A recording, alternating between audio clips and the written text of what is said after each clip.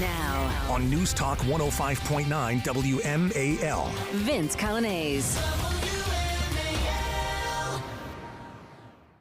Good afternoon. 3:06 now, News Talk 105.9 WMAL, where we are making sense of the news. Coming up, 3:30, former White House Press Secretary Sean Spicer is with us today ahead of another Republican debate this evening and a speech by the former president of the United States talking to auto workers in Michigan. We'll get a preview of all of that. And then Todd Bensman joins us at 4:30 from the Center for Immigration Studies. We chat about the collapsing border, the latest headlines on that subject. And we'll chat with you at 888-630-9625, 888-630-WMAL.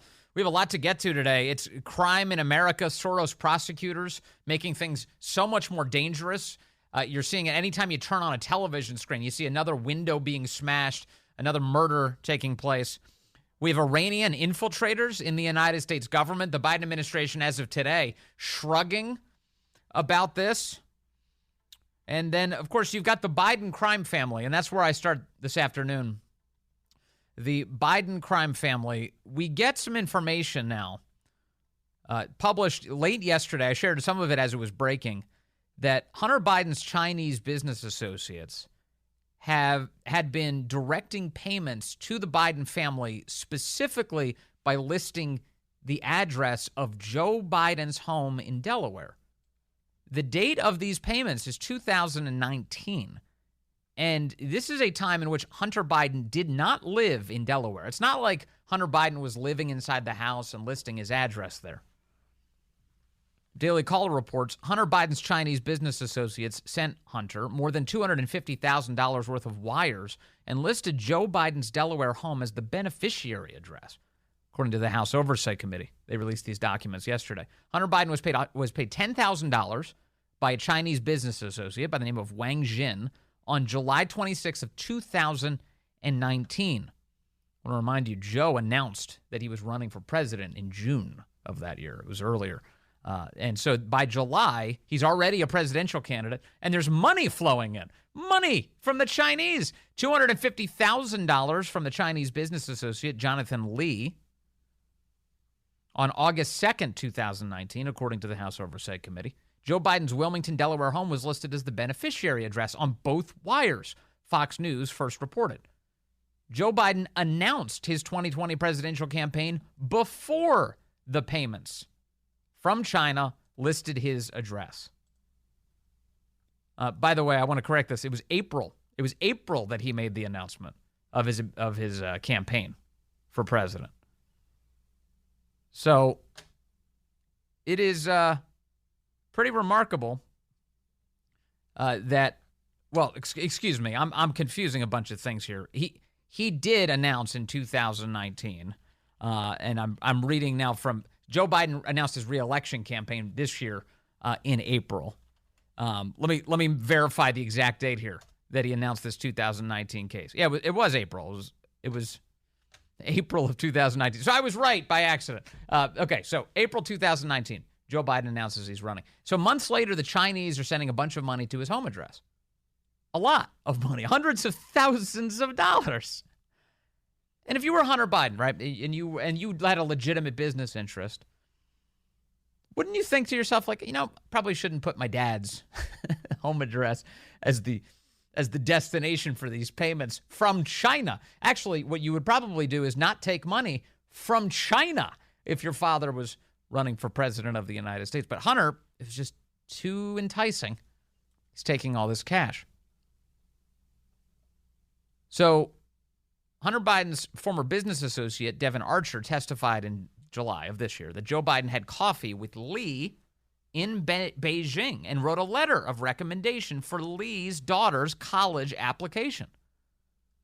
Lee was CEO of BHR Partners, a joint business venture with Hunter Biden's investment firm Rosemont Seneca Partners and Chinese investment firm Bohai Capital, Fox News reported. House Oversight has released bank records showing the following. The Biden family and its business associates have received more than $20 million from Ukrainian, Russian, Chinese, Romanian, and Kazakh business associates. The committee now has records showing that the Biden family and its associates received an estimated $24 million, at least, according to Fox News. House Oversight Chairman James Comer saying in a statement yesterday, bank records don't lie, but President Joe Biden does.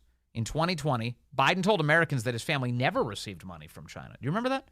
Never received money from, what is this thing he's talking about? China? Never, said Joe Biden.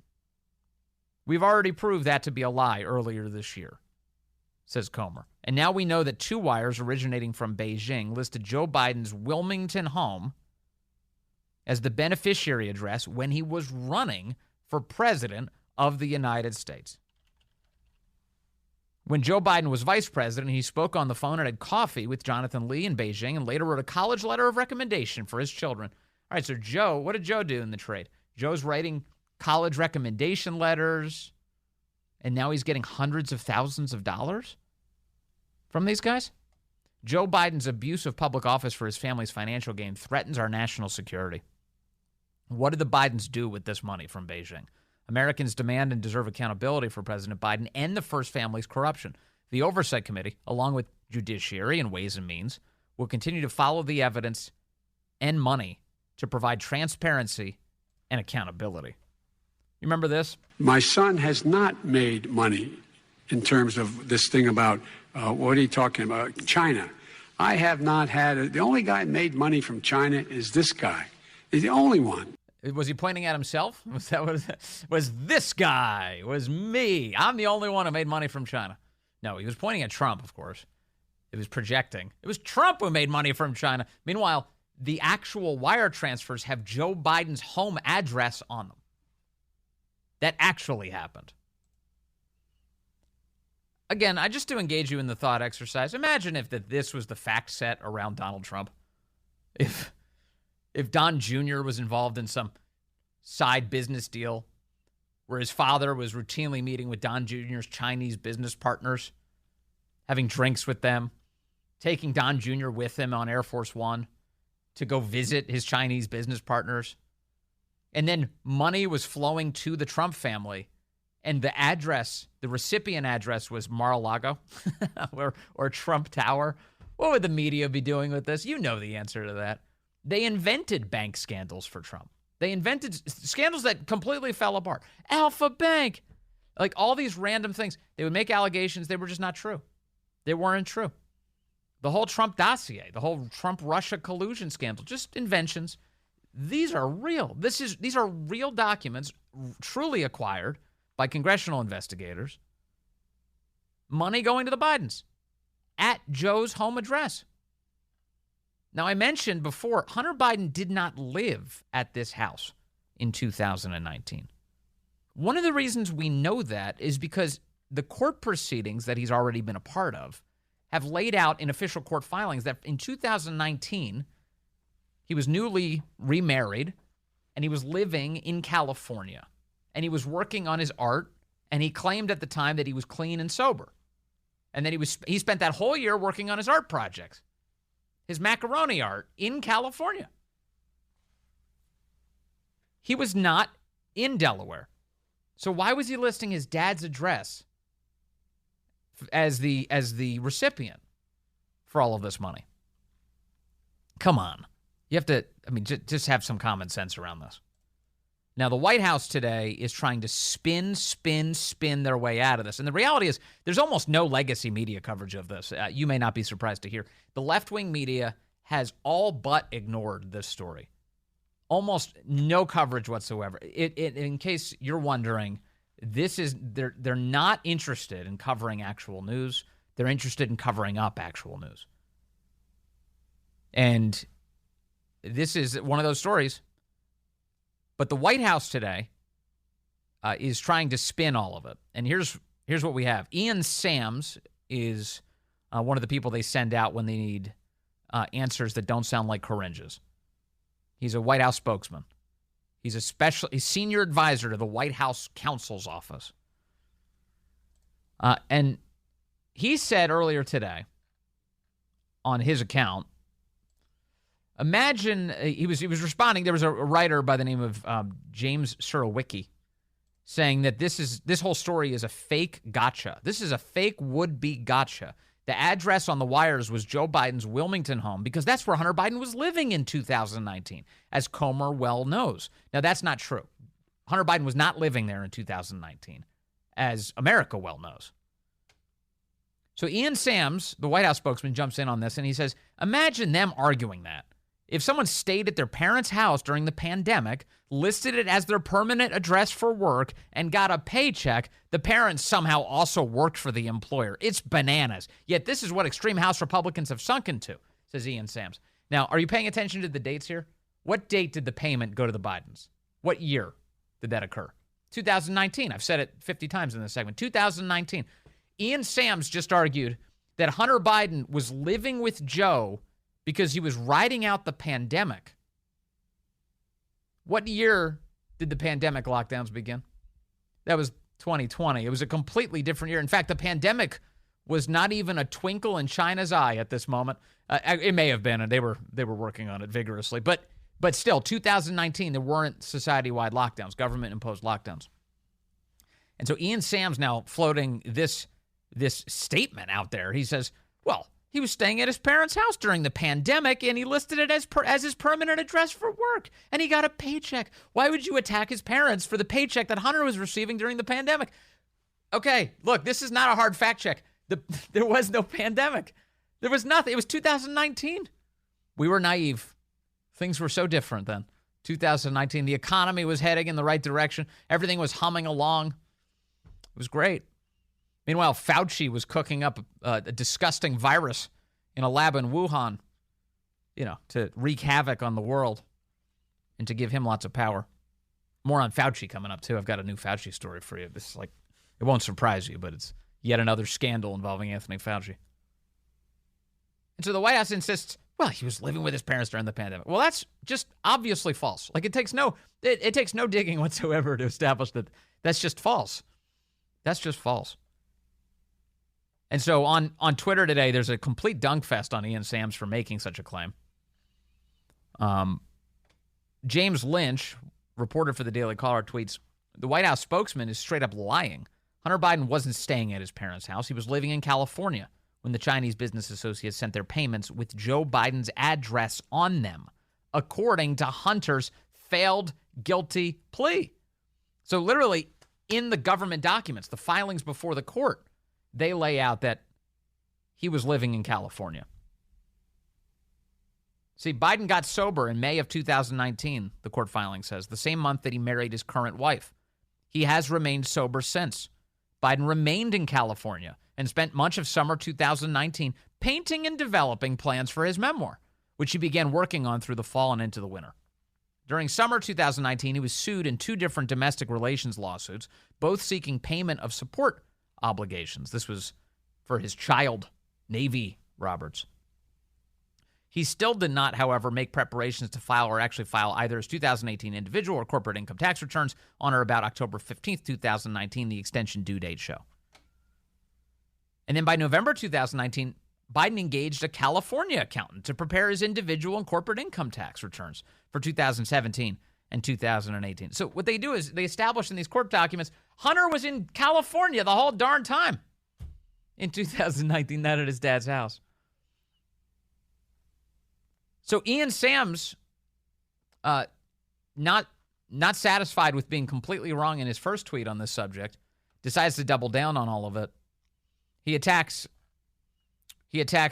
James Lynch here, and he says, what's dishonest is your right-wing disinformation outfit, and its GOP pals intentionally deceiving people about the role of the address. This is Ian. So the disinformation merchant himself, accusing the guy who's literally relying on the court documents, the facts, the reality of the pandemic, of being a disinformation guy.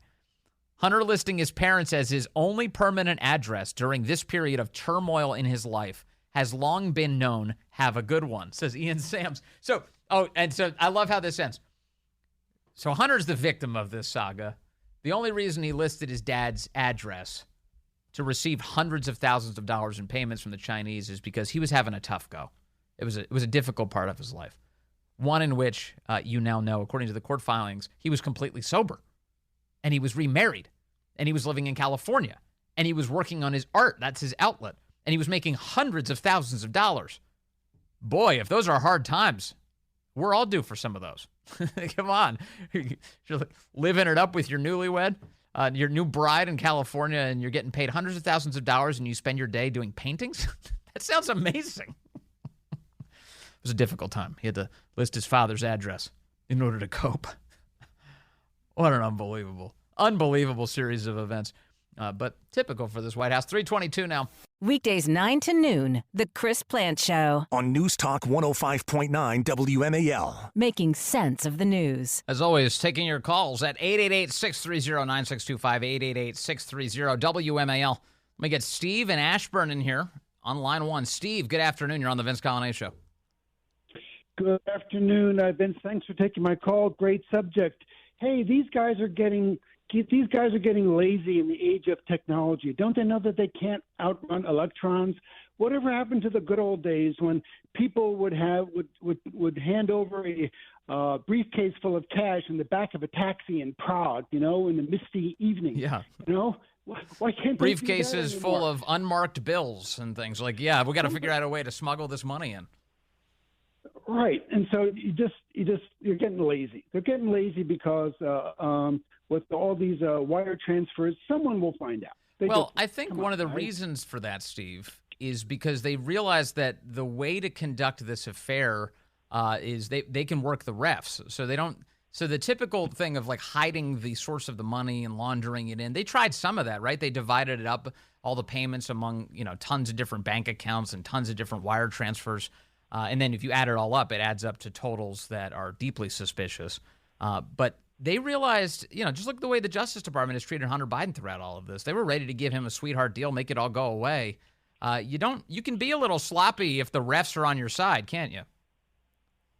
Yes, maybe they could get some hints from Senator Menendez. Stuff it in your pockets or gold bars or something. Yeah, I don't know. Menendez didn't pay off Hunter Biden. That's why he's being subjected to what he's being subjected to now. If he had only paid Hunter, he would have gotten away with it. Lesson learned. Sorry, Bob. Coming up, Sean Spicer will be with us just moments from now. We'll talk about that big Republican primary debate set to take place tonight. Meanwhile, Donald Trump speaking to auto workers. A busy day. News Talk 105.9 WMAL. Making sense of the news. Good afternoon to you. It's 3:35 here at News Talk 105.9 WMAL, where we are making sense of the news today. Coming up in the program, we're going to talk to Todd Bensman. He's with the Center for Immigration Studies at 4:30. And we'll chat with you at 888-630-9625, 888-630-WMAL. Yet another presidential primary debate set to take place this evening. This one in Simi Valley, California at the Ronald Reagan Presidential Library, standing in front of that big Air Force One. It's going to be starting at 9 o'clock, 9 to 11 p.m. tonight. It is hosted by the Fox Business Network, but they're airing it on both channels, I think. They're broadcasting it simultaneously on Fox News, and their programming tonight is apparently going to start at 8:30. But 9 o'clock is the beginning of the debate. On the stage will be Doug Burgum of North Dakota, Doug Burgum, former Governor Chris Christie of New Jersey, Governor Ron DeSantis of Florida, Nikki Haley, former governor of South Carolina. She's also a former UN ambassador, as you know. Former Vice President Mike Pence, Vivek Ramaswamy, the conservative entrepreneur, and Senator Tim Scott of South Carolina will all be up there yet again. But to what end?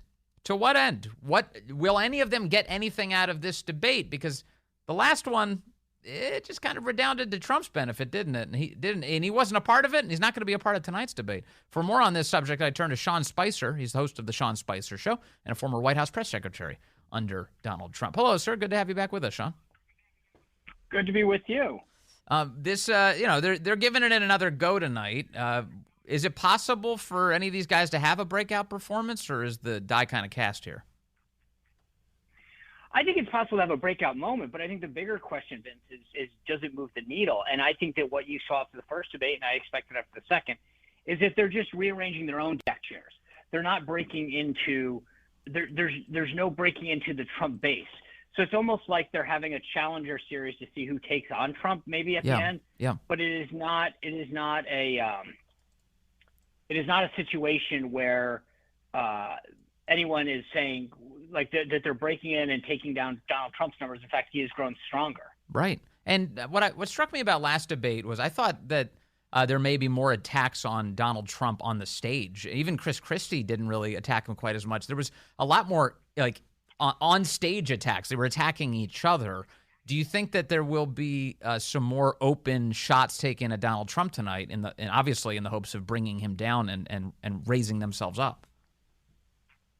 Yeah, I think that's there's a lot of people who subscribe to this philosophy that going after Trump is the smart move. I respectfully don't agree with that. I think that if you go after Trump, and the MAGA base, as seen over and over again, is so strong that I don't know what you're trying to pick up. Right. I would rather go after one of the other guys. Again, the ultimate goal, if you're one of these candidates, is to somewhere around late November, early December, be seen as the one-on-one alternative to Trump. I still don't know that's going to get there, but I think that's the only viable strategy. So if I were them, that's what I would be doing. You know, I thought in the last debate, Sean, that if you wanted to pick apart some of the shortcomings of the Trump administration, say you're upset about COVID response or Operation Warp Speed or whatever or Anthony Fauci continuing to have a very prominent position in the administration, any of those things, what they could have done is attacked Mike Pence as the stand-in, right? Like Mike Pence is standing right there on the stage. If you wanted direct attacks at him for some of those things, like, hey, you were running the coronavirus response inside of the White House. They could do that, but they didn't. I thought that was very interesting. I think it's like there's a mixed bag, right? So on the one hand, you saw this at the last poll. They want to praise him for his January 6th actions, but they don't want to go after him. And I agree with you because Pence wants all the upside of being in the Trump White House, but none of the downside. Right, and he also wants to be able to say, hey, so I agree with you. I mean, my point is, to your point, like, let's just call Mike Pence, say he's got 10%. If you can take 3 or 4 off of him, that's a big deal. Like right now, if you think about where Trump stands vis-a-vis any of these guys, he's 40 points ahead. So you need to chip away and be seen as the guy or the gal in terms of Nikki, the alternative. And I think that I would be chipping away, trying to get 1, 2, 3, 4, 5%, and pushing other people down.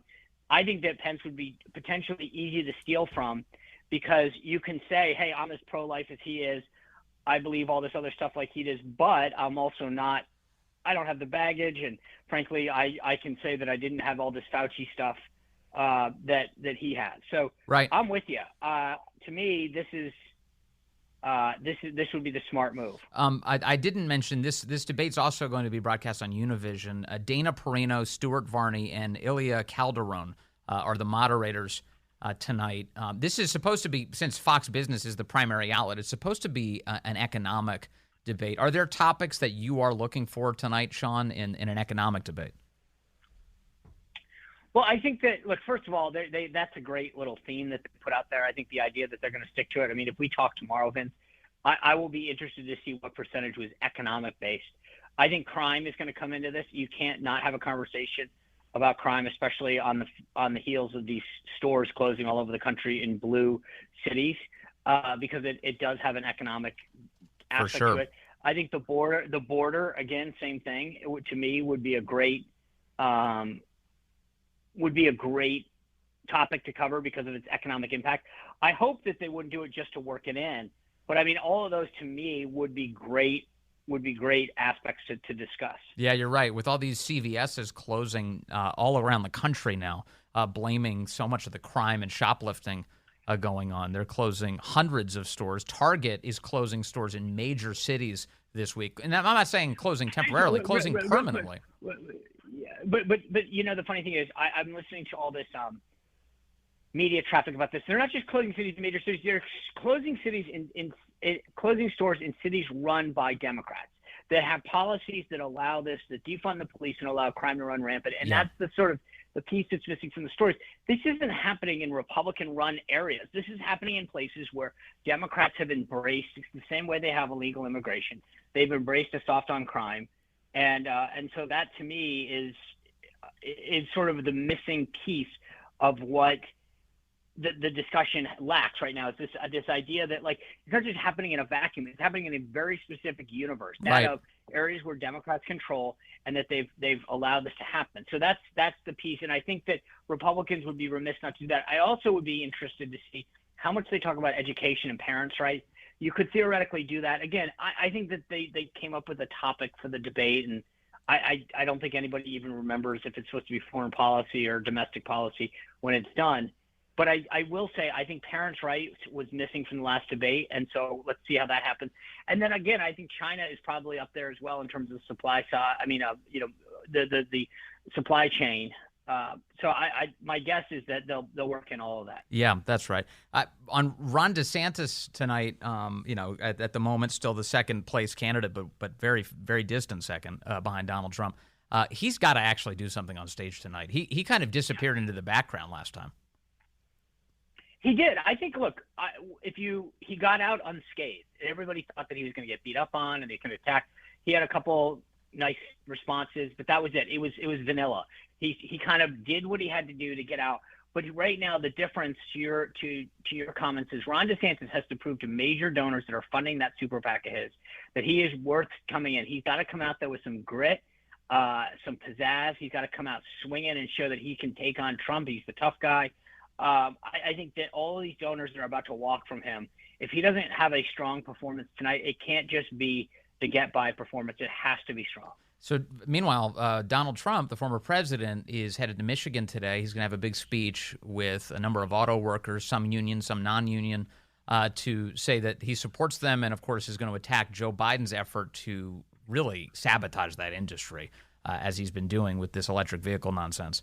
What do you think of that move by Donald Trump? He clearly skipping the last debate, counter-programming worked well for him. What about tonight? Well, I expect the same thing. He's going to counter-program, and enough of the media will cover it. I don't know that, again, he's going to start the speech live, but it's just one more distraction from the debate, and it reminds people that it's all about him. And that's what I think we're going to see again today. It's all about Donald Trump. He sucks the oxygen out of the room. So, as far as I'm concerned, it'll be interesting to see how it's covered by the mainstream media because President Biden was there yesterday in Michigan. So do they give him equal billing tomorrow? I think that's when we know if it was successful. Last time it was both, right? So you get the online conservative influencers, which is pretty much your target. But then did the mainstream media also kind of deem it as worthy of coverage? It'll be interesting if this one rises to that level. Yeah, to the extent that I've seen any coverage today in the lead-up of this, it includes the UAW president, Sean Fain, attacking Trump, and I don't support him, and he doesn't support the union guys. That's a lot of the legacy media coverage today. I expect a lot of that tonight as well. But in one sense, just in terms of kind of media strategy here, Sean Spicer, the only places that can air tonight's debate are the places that are moderating it, Fox Business, Univision. The rest of the outlets don't have access to that footage in any meaningful way, certainly while the debate is ongoing. But they do have access to the Trump feed tonight. There may be some wisdom in this. I agree. I mean, my guess is that my former employer, Newsmax, will cover it. Right Side Broadcasting will cover it. Twitter. I mean, look, I'm an independent media right now. I've got this new show, the Sean Spicer Show, which people, I hope they will go to Apple Podcasts and subscribe, or YouTube and subscribe. But the idea is more and more people, 32% of Americans are left with cable or satellite right now, 32%. That's why I moved into the independent media space. And I think that part of this is to remind, I mean, that's your universe. So I think for a lot of people who go online, Fox has really restricted the ability for people to even play clips on this. Right. And so there's going to be people who are out there looking and saying, great, I'll go see what Trump's up to because I can watch this on Twitter. I can see what's happening. And he timed it perfectly last time with Tucker. I think enough. Again, it's not about winning. It's about how many people do you peel away. And I will be interested, Vince, tonight to see how many people do watch because after the last debate, the needle didn't get moved. And so for people tonight, they go, tell me when it matters. Am I really going to sit there for 2 hours and watch this? The last time, I think there was a novelty to it. What's it like without Trump on the stage? Right. Who are some of these guys? I don't know that anyone cares now. quite a way away from the January 15th Iowa caucus, the first vote that takes place in this process. I don't know that people are willing to give up a ton of time on a Wednesday night to watch this. My guess is that it doesn't get the same attention that the first one did. The novelty isn't there without Trump, and I don't think people expect much to come of it based on the last one. One more on this, Sean Spicer. You know, I for a while now, the RNC had been indicating that they thought that these debates would be best conducted by conservative media people, and many of whom you and I would know. David Bossie came on our program once, and he'd suggested, you know, maybe Mark Levin, maybe Dan Bongino, any of these guys. I think that'd be perfectly fine. I think that'd be wonderful because it would at least involve topics that a Republican electorate would be interested in. I understand that the RNC has given the third debate now to NBC, and I've been asking them about this. What do you think of that idea that the legacy media continues to hold the reins on what these guys talk about on stage? It's horrible. I mean, look, this isn't a general election debate. This is a primary debate. And I believe the Democrats, I would give the same advice to them. Your goal is to help your voters decide who your nominee is. This isn't about reaching out and crossing the aisle and getting more independent voters. That's what the general election's for. So once you cross the conventions and you have your nominee, that's it. Great. Go everywhere. But right now, this is about helping Republican primary and caucus goers determine who the best candidate to be the standard bearer is. I did these debates for the first time ever. I got the national party to lead the primary debates in 2015 for either party. I built the legacy for the RNC to go from, and instead they've gone backwards. The idea that NBC or CNN, and trust me, the CNN one's coming, when you can have the Daily Wire, the Blaze, the First, you know, the Daily Caller, all of these places, the technology has evolved over the last 8 years to have a platform in which they could do this. They could have people like Vince Coglianese, you know, Dan Bongino, Mark Levin, as has been suggested. Mike Huckabee had a great idea, which is get on a stage, allow them, give them a clock, and each one gets, you know, 10 minutes or 15 minutes, and they debate, and the clock runs down. But we don't need moderators. Sure. We need an opportunity, and you need a stage. And my caveat to the whole thing is to allow C-SPAN to broadcast any sanctioned debate. Therefore, you take care of the cable issue. You allow it to stream on all these other platforms, but you have people that care about issues like the border, Second Amendment, life, issues that are of concern to Republican voters, and you're not going to have anyone. I mean, I just don't know who at NBC or CNN actually cares. Tell me a candidate that they haven't insulted or demeaned. It's a travesty and a political malpractice and a disservice to our candidates and our voters that you will allow these folks to do it. We have walked backwards. And so I think, you know, the conversation that you had mentioned with Bossie, I'd ask him, okay, what happened to that? Why not? And there is no viable answer except that they don't want to take the risk of allowing these organizations to put this on. Well, if my memory serves correct, of course I do remember 2016, you had created an environment where there were conservative questioners on that stage. I remember Mary Catherine Ham, Larry O'Connor. Mary Catherine Ham. Yeah, we mandated that everyone, Hugh Hewitt was on the stage, every organization, and I would just be clear to listeners out there, that debates cost, you know, a lot of money, somewhere, you know, well north of $1 million. So I get it. There's a cost associated with that, and that's why, to some degree, the legacy guys can come in and say, great, we have a relationship with, you know, St. Anselm's in New Hampshire, and so they'll help put it on. We'll cover the other additional costs.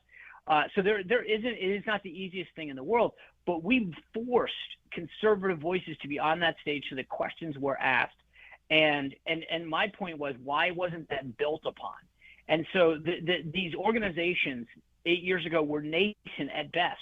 The Daily Caller has grown in leaps and bounds. Breitbart has grown leaps and bounds. The Daily Wire is, you know, transformed conservative thought. And so why are we not taking advantage of the platforms? I mean, heck, the Daily Wire is putting out all sorts of products and documentaries and movies and children's items. They have, you know, as much money as any organization to host something like this. And we could be transforming this process, this cycle, and instead we're reverting back to a legacy outlet like NBC or CNN that has no interest in helping us choose the best candidate. Yeah, you shouldn't let people who hate you govern what people hear about you. I think that's just a basic rule. Thank you very much. Sean Spicer, again, always appreciate your time. You can find Sean Spicer, The Sean Spicer Show, and really appreciate it, sir. Good to talk to you. Yeah, go to Subscribe on Apple Podcasts, greatly appreciated. And, a 5-star review is always appreciated. Yeah, baby, give him the 5 stars. That's a big deal. Thanks, Sean. All right, 3:52 now. Mark Levin, weekdays 6 till 9 p.m. On News Talk 105.9 WMAL. Making sense of the news. Well, Joe Biden did it again. Awful new records set on America's border. We'll talk about that coming up with Todd Bensman from the Center for Immigration Studies. We still got to get into the details of the way the Iranians have infiltrated the Biden administration. Those details now being made public. And crime. It seems like it's everywhere. Yeah. We'll get into the details of that, too. Don't miss any of it. Important stuff here on the Vince Coglianese Show. News Talk 105.9 WMAL. Making sense of the news.